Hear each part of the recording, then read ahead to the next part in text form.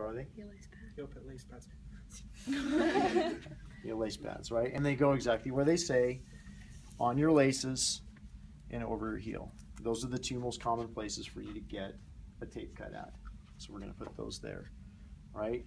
Pre-wrap, you can put it on any way you want as long as it lays flat. And it's not like layers upon layers. It's just enough to cover, and that's it, right? I prefer starting at the bottom and going towards the top simply because my first piece of tape is going to be at the top, right? So you can do it that way like I did. You could just wrap straight up the leg. It'll work exactly the same both ways, right? Okay. Now, anchors. So we'll do 2 anchors. And you're going to put them right about where the calf muscle turns into tendon, right? Another just nice rule of thumb is if you go, here's my ankle bone, and I go up about 5 or 6 inches, that's high enough. You don't need to go much higher than that. So I get 2. Notice that the angle is kind of pointed down and then it comes back up again, right? And then we get to basket weave. So now we're doing stirrups. And which side do we start on with our stirrups?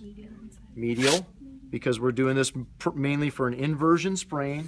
So we're going to pull toward the outside, which would be eversion.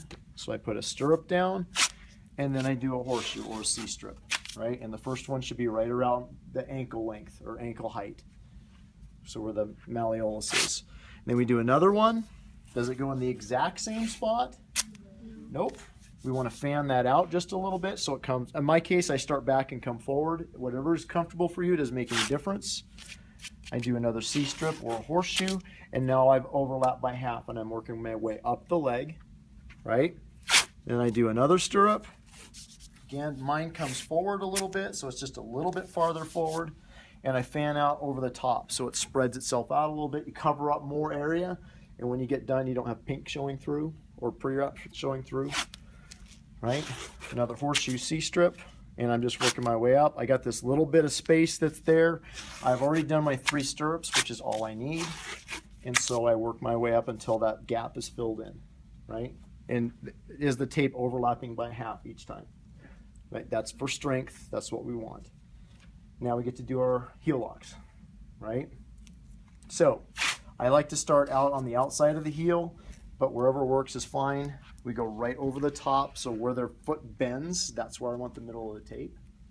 And then I need to set my angle. So the bottom edge is going to go right at the back side of their heel. It should be on their heel, not off, right? Otherwise it's too low.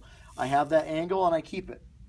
I go to the bottom of their foot and I go straight back up. So I'm back up over the top again. So there's one. I come around to this side. I do the same thing. Right, behind, under, and then I go back over again, right? And if you get a little bit hanging off the back side of it, then you're okay. That's normal, right? Again, come here, behind, under, over, right? Behind, under, over. And I kind of want to go in straight lines as much as I can. There we go. Now, can I pull back if I make mistakes? So if I come right here and go, oh no, that's not going to work, I can bring it back and I can reset it. And you can keep doing that until you get it right, because you have that ability to make little changes and have it work, right? Now I like to do this. When I'm done, I'll go around once so I cover up that spot where the heel locks cross. You don't have to do that. That's just something I picked up a long time ago. It's one way to cover that up, right? Now I only have one thing left. Make it look pretty, right? I'm adding my strength and I'm finishing up, covering any mistake that I might have made so that when I'm done, the athlete looks at it and goes, oh my God, it's the best thing ever, right? So I work my way down from the top. I overlap by half. I'm not doing continuous because the angles change as you get towards the bottom, right? And I cover it all. So there's my top close. I went all the way down until I got past that ankle bone and past where the heel locks cross on the back. And I close top, down, here. You just follow your heel lock angle. I do a couple of those to the bottom of the foot, and then I'm finished.